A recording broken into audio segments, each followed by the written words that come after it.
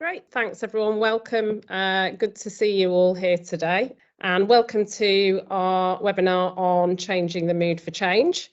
I'm Rebecca Collings, I'm a director at Nichols, and I'm joined today by Matt Lawrence at the Treasury. We are both members of the Enabling Change SIG, and we both have backgrounds leading large organisations through transformational change. So we'll be talking about some of our insights and experiences during the session today. The agenda. So we will be talking probably for around 30 minutes. We've left lots of time for questions and answers at the end of the webinar. You as participants to not only share your questions in the chat, but if you have good ideas, things you've seen work when it comes to changing the mood for change, please feel free to share those in the chat as well. We're really excited to see what ideas and suggestions you have. In a few minutes, just to put you on a warning, there's going to be a mentee poll. So that's our way of just getting a reading of who's with us this afternoon, what your experience in the topic is, and indeed what your particular areas of interest might be. And that'll help us to frame the session and hopefully answer your questions later on as well. Just a reminder that the Enabling Change SIG works to improve change capability. So our role is really to, within the APM, think about and support organisations and individuals to both adapt to and adopt change more effectively. And we were inspired to design and deliver this webinar today following a session that we ran in 2022 when we got a lot of questions about how to deal with challenges such as change resistance and change fatigue and those other emotional states that we often both experience personally or see other people going through as part of change and transformation programs. So that was really the context and the sort of rationale for why we put today's webinar together. Really excited to talk to you about the topic, but first let's get to know you a little bit better. Just moving on, one last slide before we do that. So, as I said, Rebecca Collings, I'm Director of Collaboration and Change at Nichols, and I have background in central government and now as a consultant advising clients on their own change programmes. And I'm joined by my colleague, Matt. Hi, everyone. Matt Lawrence here, Head of Change Portfolio at the Treasury. And I've got a real interest in people's reactions to change and how we can support people through change. And like Rebecca, I'm part of the Enabling Change specific interest group at the APM. Okay, so on to Mentee. So as I said, we're just going to get a bit of a gauge of who we've got in the group today. That's quite a nice mix of country to town to city, mainly based in the UK. Well, we've got a great turnout and from a real variety of places, so this is fantastic. In terms of the content level that's going to be discussed today, how experienced are you in managing a project? Again, a great variety and diversity there. That's good to see. Thank you. It seems to have steadied now. So our last mentee, what are you most interested in learning about from today's topic? And this is really helpful because hopefully we're going to cover some of these topics as we as I'm looking down the list here, as we share our slides and thinking. But by all means, as I said, there'll be time for questions and indeed your own suggestions at the end, emotional reactions that we all inevitably have. To preserve time for Q&A at the end, that's given us a really helpful insight into who we've got with us this afternoon. So thanks for joining and thanks for using that poll to help us to get a gauge of who you are, where you're at and what you're most interested in. Okay, thanks, Rebecca. So we're going to move into the first section of the presentation today. And this is all about change and why it's challenging. We know that successful organisational change is elusive and challenging to achieve. And in order to manage change successfully, we need to recognise and understand why change is so challenging and the impact that change has on individuals. And fundamentally, unfortunately, we are not built to embrace change. As humans, we like patterns, we like familiarity, we like routine, and we find comfort in the status quo. There are no new threats, risks, challenges, or uncertainty if we just continue doing what we've always done. When we introduce change, we break this status quo and our routines are broken. And this process often makes people feel anxious, worried, or fearful. And we'd like to do a quick experiment with you now. I can't actually see any of the team's screens, so I won't be able to see you if you've got your camera on. But what I'd like you all to do is to fold your arms. Huh. So I'd like everyone to fold your arms, please. I'd now like you to unfold your arms. And I'm hoping that most people found that relatively straightforward, easy, almost second nature. This time, I'd like you to do it again. But instead of folding your arms in the same way as last time, I'd like you to do it slightly differently. So if you folded your arms left over right the first time, I'd like you to do right over left this time, or vice versa. So I'd like you to fold them the other way round. Now, again, I can't see any of you that may have your cameras on, but my guess is that there's a little bit of fidgeting going on. It's definitely not quite as straightforward as the first time you did it. It might feel slightly uneasy, strange, weird, or uncomfortable. And these are all very normal feelings. It probably also took you longer to fold your arms the second time round. And that's because when you're changing a very well-established routine, and when you're changing to something, a new way of working that's not familiar, it can often take longer. It can be more difficult, more challenging. You could feel anxious and uneasy. And this process of changing is exactly the same when it comes to organizational change. However, organizational change is far more complex and impactful than simply folding your arms a different way. And so those feelings of strangeness, weirdness, unease, and feeling discomfort can be amplified considerably, and we can have far more extreme and significant emotions and feelings. I'd like to touch on those now. So many of you may have come across the KublerRoss change curve before. And the KublerRoss change curve is a really simple graphical representation of how people experience and progress through change. And this model is great for understanding the emotions and feelings that people have when they experience a change. And this curve represents the typical feelings and emotions of someone experiencing a change, moving from left to right.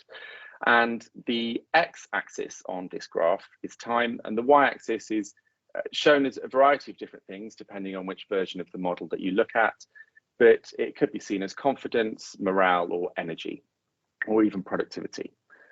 There are lots of different versions of this curve, and we have a particularly complex one to share with you today that elaborates on some of the ways in which people can get lost when it comes to organizational change. So I've added on a few extra pathways here. I'm not going to talk through each of these emotional states or routes, but what I'd like you to note is the vast array of different opportunities that people have to offshoot from the change curve and to go in a different direction. And it's really important that as change managers, project leaders, we support people through this curve, keep people on track, and help them to progress through the emotions. And ideally, we're hoping to get everyone to the end as soon as possible. And this is not an easy job when our entire psychology prefers the status quo and prefers low risk activity. I'm going to talk about two biases that fundamentally make it really difficult when it comes to individuals and our response to change. The first one is status quo bias. And the status quo bias refers to our preference to maintain the current state of affairs, the status quo. And this applies to our work situation, personal circumstances. And examples of this include driving certain routes because you've done so before, eating at the same restaurants that you've already eaten at, perhaps a chain that you like to go to, sticking to well-known brands, sticking to your well-known brands that you're familiar with. All of these are examples of the status quo bias at work. We like routine, we like regularity, and we like familiarity. And we like these routines and the status quo because they're low risk. We've been doing them for a period of time and nothing bad has happened yet. We've been able to get our head around the challenges and we know what we're doing. And this, of course, presents challenges when it comes to change, because we're asking people to leave the status quo behind and move to a new way of working. Secondly, I'd like to talk about negativity bias. And negativity bias is our natural predisposition to give weight to and to remember negative experiences over positive ones. And this bias is rooted in human evolution and adaptive psychology. Once upon a time, in order to stay alive, we would have had to have been very aware of threats and danger. And the more risk-averse members of our populations would have been more likely to survive because they would have taken action to mitigate risks and threats. And over time, what that's led to is it's led to us developing negativity bias. So taking note of the negative. And unfortunately, what our brains tend to do when we are confronted with uncertainty is we like to work out what's going to happen in the future. So we predict the future, but we do that from a very negative perspective. And so when it comes to organizational change, where we've got lots of uncertainty, often people focus on the negatives when they're not sure of the outcomes at the end, even if those outcomes are most likely going to be positive. If we're managing a change, it's very rare that we're going to know all of the detail at the outset. And if we do, it probably implies that we've done something wrong, because a lot of the detail will come through engaging our stakeholders and speaking to the people that will go through the change. So this is really important to remember these two biases and the impact that they have when it comes to organizational change in individuals. Interestingly, we don't resist all change. And we often talk about change being challenging, just as I've just done. But actually, when it comes to some changes, we probably very openly embrace them, perhaps receiving a pay rise, for example. So it's not necessarily the change itself that we resist, but rather the uncertainty, the loss of control, the complexity, the detailed information, technical information that's part of the change. And if we can't easily predict how the change will impact us, we're likely to assume the worst. So linking back to this negativity bias, we're likely to predict negative outcomes for ourselves, linking back to our natural predisposition for risk aversion. And this can often lead to people having very bad experiences when it comes to organizational change. I'd like to now introduce the tough 4 emotional states that this webinar is based around. We often hear about change resistance, apathy, fatigue, and cynicism. And these are significant blockers when it comes to managing projects and the associated changes to ways of working and people's patterns of behaviours within organisations. And these are what we're terming as the tough 4 emotional states that make successful change more challenging to achieve. And in the remainder of this presentation, we're going to talk about these tough 4 states, but also how we can tackle them. We had a bit of an in-depth think about these tough 4 emotional states. And after reflecting on our experiences of change, Rebecca and I thought it'd be helpful to share the vicious cycle that we considered to be the source of these tough 4 emotional states. When change is not managed well, this often leads to people being resistant to the change. And this also applies to future changes too. And in turn, this means that the current change and future changes that the organisation undertakes are less likely to succeed. And then again, this results in the perception of yet even more poorly managed change. And it's this vicious cycle that breeds change apathy, fatigue, and cynicism as people get tired of long, drawn-out changes that are often unsuccessful and difficult to achieve. Thrown into the mix, we also thought it'd be helpful to recognise some of the additional challenges that organisational change brings. When it comes to organisational change, we often don't know the detail of all of the benefits up front. And in many cases, we need to engage with people to find out what the benefits will be, how the change will work, and how we'll roll it out. And this uncertainty is a challenge. It's also important to consider that very often there are rafts of organisational change going through at the same time as we're trying to manage our own change. And it's this bombardment of a series of changes that can often have a very detrimental effect on people. And as a change manager, we are trying to compete with all of the other organisational change to make sure that people expend time, energy and effort engaging with us and supporting the change that we're working on. Feelings and emotions are also very infectious, and this can make it very challenging to change the mood of change if you've got a few very strongly opinionated colleagues with very negative views. And they may have those negative views for very good reasons, but often they can be very infectious to other colleagues. I'm now going to pass over to Rebecca, who's going to talk about taking a people-centric approach to tackling the tough 4 emotional states. Great, thanks, Matt.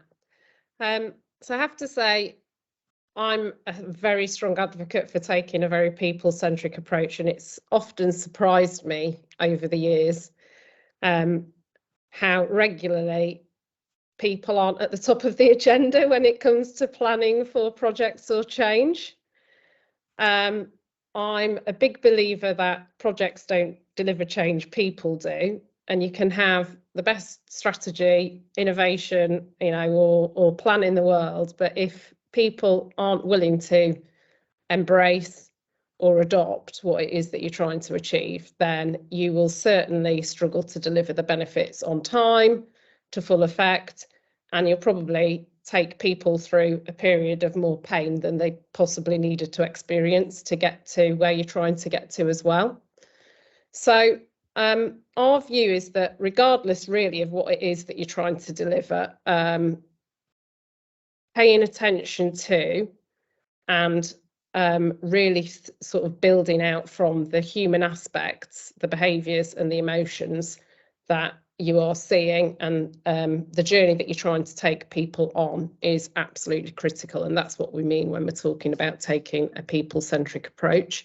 I think we would all recognise, whether it's changing the way you fold your arms or any other kind of change that we've tried to adopt ourselves, that we do go on that journey from, trying to understand what on earth's going on and why, to feeling, ready to, willing to and ready to adopt and adapt to whatever that change is that's required of us.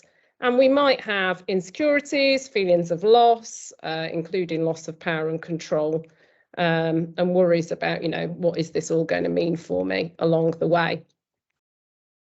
But we can influence people's behaviours and their sort of feelings towards change using, there are a number of models, but we've here referenced the COM-B model, which is all about supporting people to adapt to the change and to have the right behaviours to do so.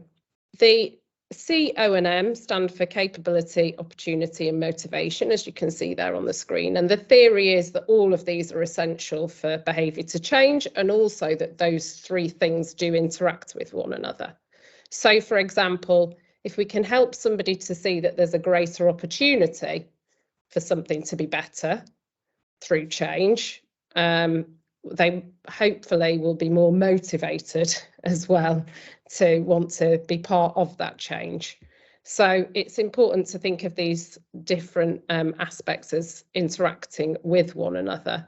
But really, good change management is based around interventions which think about, what capability do people have? What motivation are we giving them to change? How are we creating the opportunity for that to be so? And hopefully those 3 things together drive the sorts of behaviours that really support the positive change and take people away from that resistance, that cynicism and that fatigue, all those tough 4 as we've been describing them this afternoon.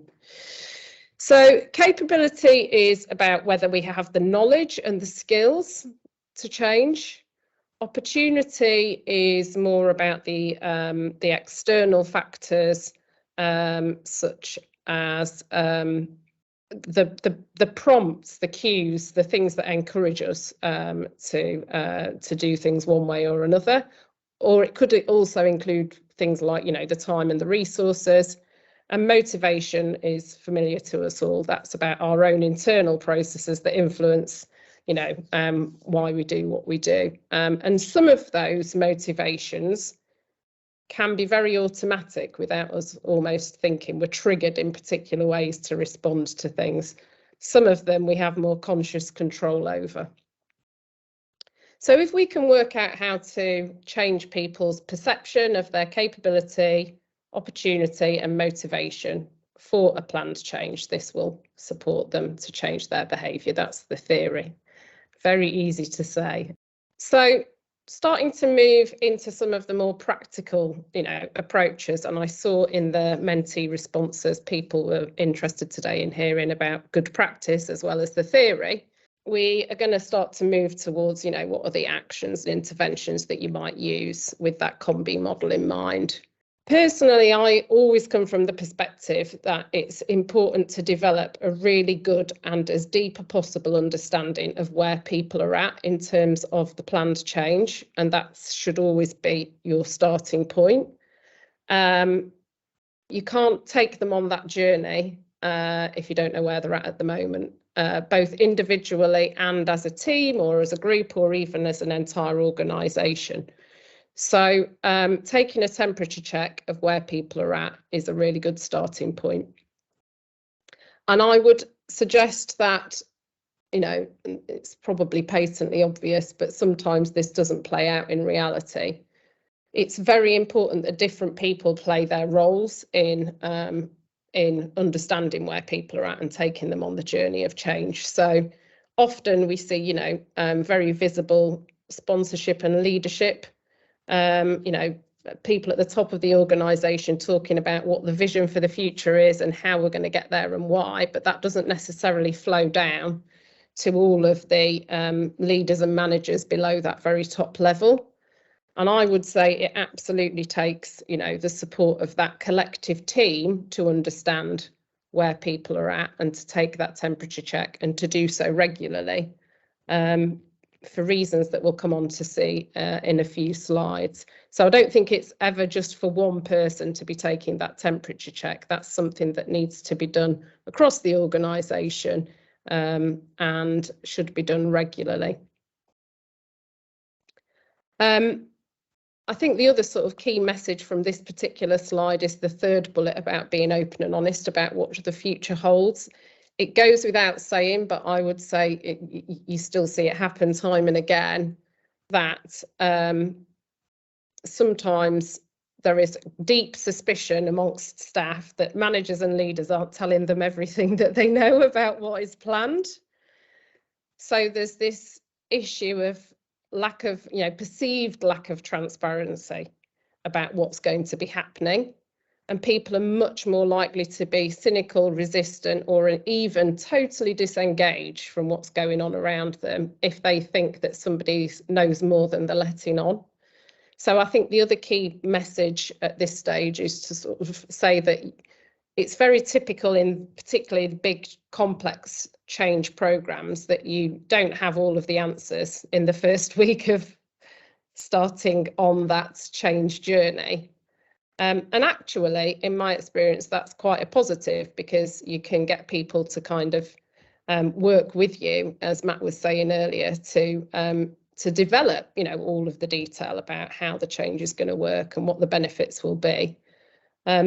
But you need to be really upfront about what you do know and what you don't know, and that helps people to build that trust that they're being communicated with effectively and that they're going to have an opportunity to be able to influence what's going to be happening as well, which of course can be really important as well. When it comes to taking a gauge of where are people at and how are they feeling, we reflected on the ways that you might do that, and there are some things that organisations often do around surveys, pulse checks, change readiness assessments. On taking a gauge of where are people at, you can use surveys, pulse checks, change readiness assessment, as I was saying. There's also other places to look for data. So sometimes we see increased sickness absence, issues with productivity, even exits from the organisation can all be indicators. You really don't want to be getting to that stage where you see people leaving the organisation, but all of those things can give you a gauge on where are people at in terms of how they feel about what the future may hold. But actually, and again, it's entirely self-evident, but it's often missed, those really important, less formal ways of gathering information around what's happening in meetings, what are people talking about, in the corridors or in the margins of meetings. All of those things are informal indicators, really, as to where people are at and how they're actually feeling. And it's so important to listen to those as well as use the data from pulse surveys, etc. So that's a couple of, that suggests to you there some ways through which you can gauge the temperature, and as I said earlier, to do so as regularly as possible, because ideally not only are you trying to move people along the curve that Matt showed earlier, but inevitably there are so many pathways onto and off that curve that it's quite dynamic. People's feelings and emotions will change and should change over time, and you want to make sure that they're heading in the right direction rather than the wrong direction.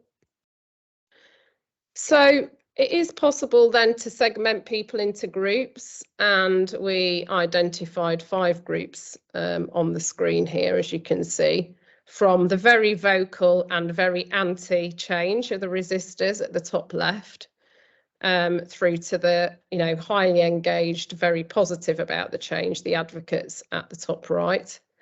And it helps to understand effectively the proportions that you've got in each group, but also to think about things like, if you've got a lot of resistors that are in a management role, that could be quite a dangerous place to be, because if your managers aren't on board with the change, or are somehow, whether consciously or not, undermining the change by perhaps giving mixed messages and their own personal views on it, then, as Matt said earlier, that kind of behaviour can be quite infectious, and that then can create a ripple that other people start to resist as a result.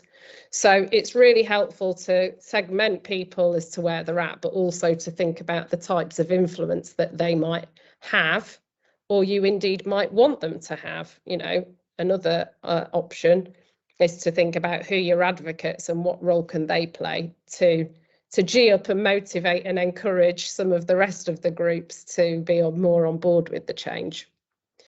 You can see we've identified those groups here again on a line from left to right, and ideally what we're trying to do, self-evidently, is to move people as far from the left to the right as we can possibly get them.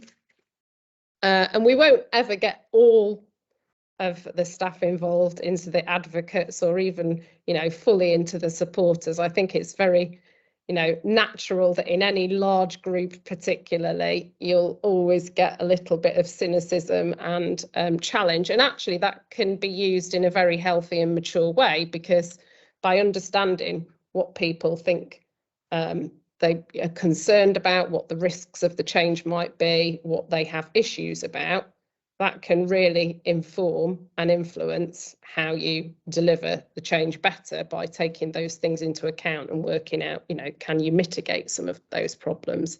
So it's always healthy to have a little bit of challenge in the mix, but ideally we want to bring as many people along that line as possible to the right, not only because that will help us to deliver the change more effectively, but also from a well-being perspective. The more supportive and positive we are about the change, the better for us as individuals as well.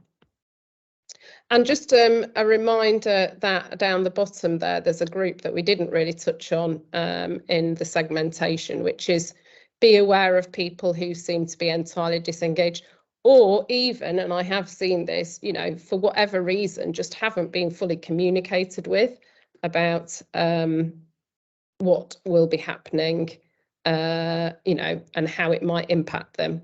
So they might be disengaged, but not deliberately, because they're taking themselves away from the change that's come in, but they just haven't been sufficiently engaged in the first place. And again, that's something that is very easy to fix if you can identify it. So let's move on into more of the practical interventions. We have split our suggested interventions across 4 themes, the first of which is leadership and management. As with much of success organisationally, leadership is absolutely key. But as I said earlier, I think it is important to reflect on all the layers of leadership and management, because if you have, and we do see this quite often, you know, people in the mix that aren't necessarily in the top leadership positions, but are responsible for managing teams, if they themselves aren't on board, display cynicism, resistance, apathy, or give mixed messages about the change that's coming, that inevitably will influence and impact the people that they're responsible for managing. So do think about interventions at all of those different layers if you're working within a larger organisation. Some of the other things that are key to think about here are making sure that everybody has got and is telling the same story about what the vision and the change, you know, is about, why it's happening. Often, as I said earlier, people wait until they've got, you know, they feel that they can paint the entire picture of the future. I would strongly recommend don't wait until you've got every answer before you start talking to people. A, because often they kind of speculate and sort of get it wrong in the meantime. But B, as I said, you know, if you can bring people in early, often they can really enrich the project or the change plans because they can see things that you wouldn't, and they can, you know, come up with concerns about risks that need to be mitigated or ideas for, you know, how to do something even better than you would have, you know, planned it yourself. So in my experience, people are way better at helping to fill in the picture and colour it in than just a few small people sort of setting that vision and trying to work out all the detail alone. And having that opportunity to be listened to and to feel that you're influencing change makes us feel more positively brought in to being involved and, you know, what's ahead of us and what's going to impact us than if we feel that we've got no control over it whatsoever. And on that point, make sure that you do actually genuinely listen. Another classic elephant trap is for leaders to sort of go out and say, we're going to have a session about change and we're really interested in what you think, but then they effectively don't do anything with the information that staff give them or the suggestions that staff make. And again, that just breeds cynicism and resistance because people feel, you know, like they were asked to make suggestions, give ideas, think about the risks of the change and how all of that should be managed, but none of that's been taken on board, which is really frustrating for people when it happens. Perfect, thanks, Rebecca. So very closely linked to the leadership and management theme is our next theme on communications and engagement. And when it comes to change, effective communication is key. And if you're not communicating about the change and there's an information vacuum, someone else will probably be communicating about your change. And it might not be someone that you actually want to be introducing the change to new people.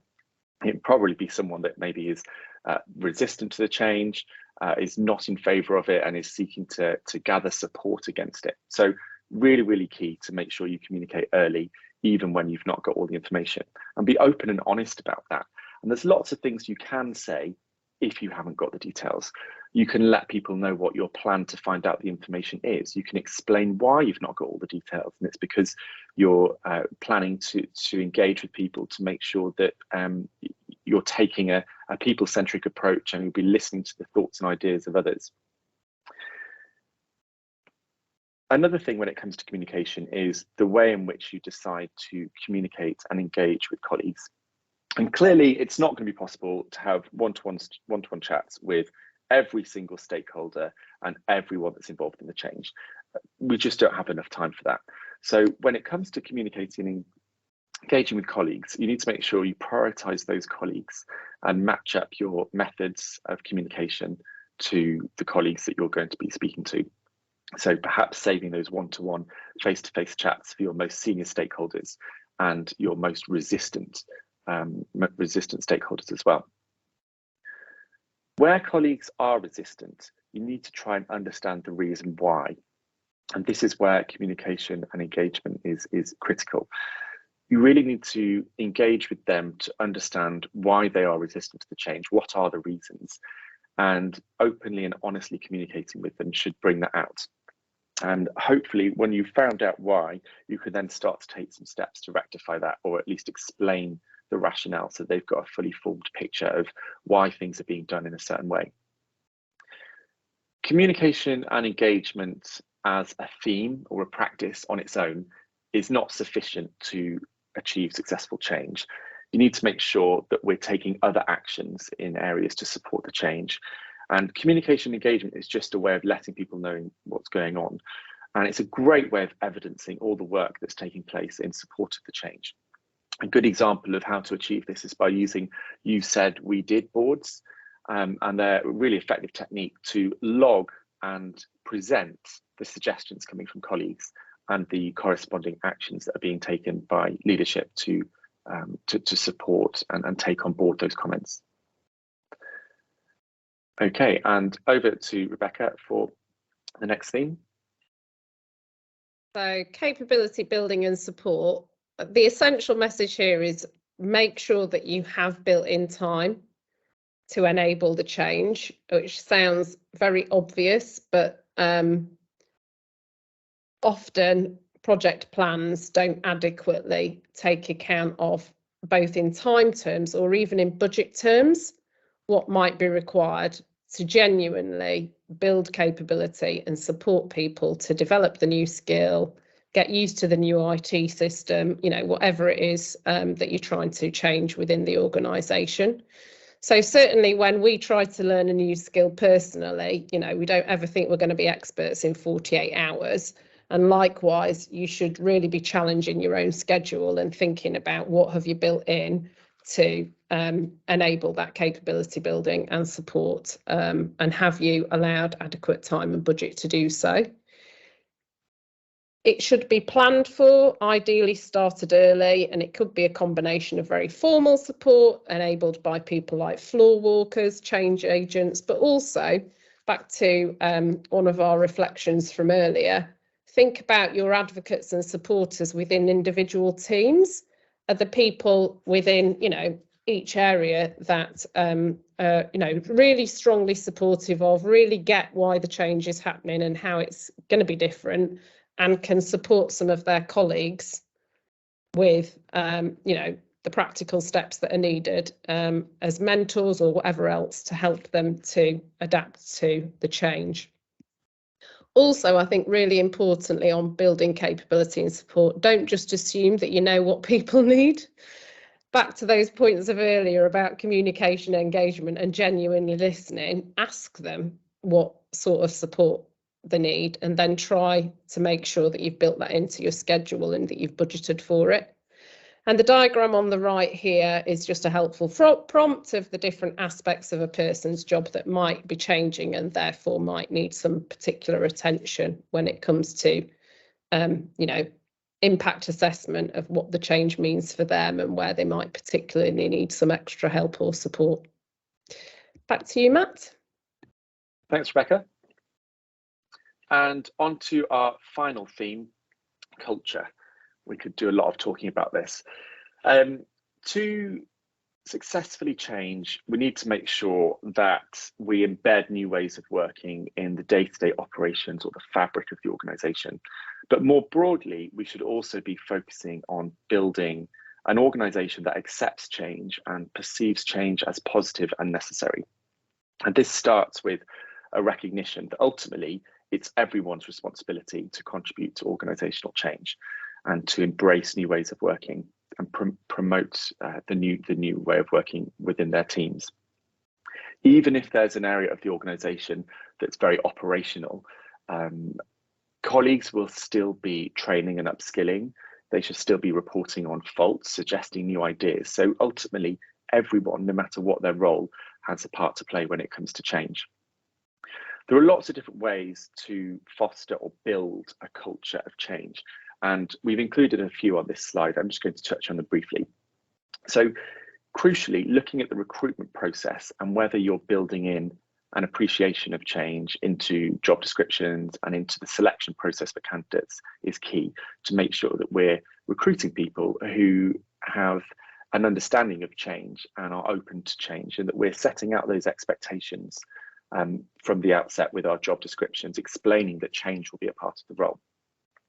Including specific objectives in people's performance reviews around change transformation is an effective way to focus people on supporting change, whether that's locally in their team's area or more widely across the organisation.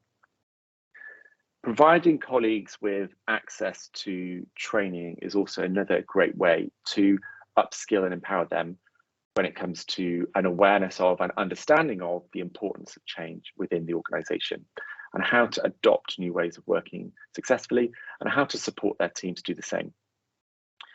Finally, in most organisations, line managers bear a significant responsibility for announcing new changes, supporting their teams through change, resolving problems, dealing with the negative consequences that might drop out from the change process. And it's really key to consider how we can support line managers specifically who have this additional role, and what we can provide to them, whether it's dedicated training, whether it's line managers support hotline, whether it is a frequently asked questions list, whether it's special resources, a slide deck that explains the change and gives reasons for it, that's pre-made, ready for line managers to use. And that's absolutely key to unlocking the mood for change and making sure that people are bought in by engaging line managers. And that leads us neatly on to our conclusion. And there's two key things that we thought it'd be helpful to mention here. So fundamentally, change is a very personal experience. And it's important to remember that when we're trying to change the mood for change, we need to focus at the granular level on individuals, their feelings, their emotions, and their attitude towards the change. And that we need to take different approaches depending on who our stakeholders are and depending on the individuals that we're trying to persuade and influence. Finally, it's always important to remember that the organisation doesn't change, but it's the people that change. And you can deliver new equipment, new processes, technology, systems, but in order for change to be successful, people have to be brought into the new way of working, and people have to change their behaviours, which is often a lot more nebulous and complex to achieve than simply delivering a specific output. It's a lot more difficult and challenging to get your head around changing people's behaviours. Thank you very much for listening to us today. I'm going to pass over to Rebecca now, and we're going to move on to some questions. Fab, thanks. So we may have some questions in the chat. Happy for people to unmute at this stage, but we'll have to do so in an orderly fashion. So if you pop your hands up first and you want to ask a question, feel free. Or likewise, if you want to put things into the chat, feel free to do that as well. A couple of things to say: we will be sharing the slide pack afterwards. So I know that we've had a question already about that via APM. And as I said earlier, if there are questions that we don't get time to answer, just looking at the clock, we'll pick those up and we'll find a way to get responses back to you. So I can see we have a hand up. Anik Raj? Hello, good afternoon. Sorry, can you hear me? Yeah, perfectly. Go ahead. Brilliant. Thank you so much for the presentation. Absolutely amazing. I have a quick question with regards to change. So I think most of it that you've discussed is change within an organization itself. So does the same sort of principles that you've discussed, do they apply towards change, to stakeholders who may not necessarily be actively involved within the organization, so like external stakeholders? I mean, a lot of the same principles apply really in terms of how to handle external stakeholders. For me, if that's the question, it's sort of trying to understand where are they likely to be coming from in the first place. So have you got a good grasp of, their likely perspective and reaction to the change? communicate early and be as transparent as you possibly can be has always been my best practice sort of approach when it comes to dealing with stakeholders and taking them through change. Again, you know, often stakeholders see things that you can't, so give them the opportunity to make suggestions and influence the change. And fundamentally, something that I've found to be very important, and it kind of again aligns with some of the interventions we've been talking about that work from an internal organisation perspective, make sure that anybody that is liaising with stakeholders is supported to be able to talk confidently about that change, to be able to explain the rationale or, you know, what will be happening when, and to be able to kind of gather feedback and sort of bring that into the mix of how the change is being, or the project is being delivered. Because, you know, again, just as line managers might inadvertently influence their teams in the wrong way because they don't have the right information about the change, you know, that can also happen outwards, can't it? If anybody that's customer facing or stakeholder facing can't confidently explain the change, that's where I see people often come unstuck when it comes to stakeholder management. Thank you very much. Thank you. Great question. Thank you. Anybody else have any questions? I've moved away from the chat. Let me get back into that. So we've got a question. I'm just looking at the first one that I see. Oftentimes senior management want change, but are often the chief resistors. They want the change their way. If it ain't break, why fix it? So the change does not get implemented successfully. How can you influence senior management to trust the change process? I think, Matt, please do come in on this as well. For me, something that I really wanted to make sure was a message that we got across today was the last slide about culture and, you know, building change into the DNA of the organisation, even from the point of recruiting people. So I know that we all personally might not be in the position to recruit the CEO of the company or, you know, the top leaders, but I think that that is something, you know, that is very important that organisations consider when they recruit and bring people into these leadership roles, is to test, you know, how on board they're going to be and how they're going to be able to role model, sponsor and support other people through change. So for me, that would be the kind of the big answer to that question. But I get, you know, that's not necessarily something we can all do personally because we're not all responsible for those recruitment processes. So Matt, what are your thoughts on that question? I think that's a good point. It sounds like the situation that's been characterised in that question is that there's a lack of alignment in terms of understanding as to the why or the rationale at the beginning of the change. And I think that the initial alignment of senior leaders and managers and those that are going to be closely involved in the change at the start of the change is absolutely crucial and key. And very often in the rush to get started, we often leave behind that alignment and people are left with differing understandings of what's going to happen and how it's going to play out. So perhaps in the example that our guest has characterised in that comment, some sort of alignment meetings and really open and honest communication between what the change means for different areas of the organisation would be quite helpful to make sure everyone's on the same page. And a tool that would be quite helpful for that is creating a case for change. So, you know, a half-page document that explains the rationale, what the benefits are going to be, and the scope. Great. Okay, I'm going to pick another question. What would be the immediate next steps when you receive a high resistance to an organisational change? Do you want to start us off with that one, Matt, and I can build in? Yeah, well, the first thing is, I think resistance is far better than disengagement because at least people are engaged. To be resistant, you need to have an understanding of what's going on and be thinking about it. So I think initially that's an opportunity because at least this person is engaged. If you were dealing with someone that was disengaged, once they get engaged, they may then become a resistor. So we're slightly ahead of the curve potentially here. I would be thinking about spending time with a subset of these resistors or individuals to really try and understand what their concerns are. And they may have misinterpreted what the change is. Again, thinking about not having all the details up front, people are very likely to catastrophize and to fill in the blanks from that negative perspective. So the first thing would be to check that everyone is on the same page and that people have got a good understanding of the change itself. And then we can start to work through some of those more detailed challenges and the reasons why certain stakeholders are resistant. But taking it a step at a time and clarifying understanding first and foremost, I think would be my advice on that one. Yeah, and we've also had a brilliant suggestion from John Kerner in the chat, which I fully agree with.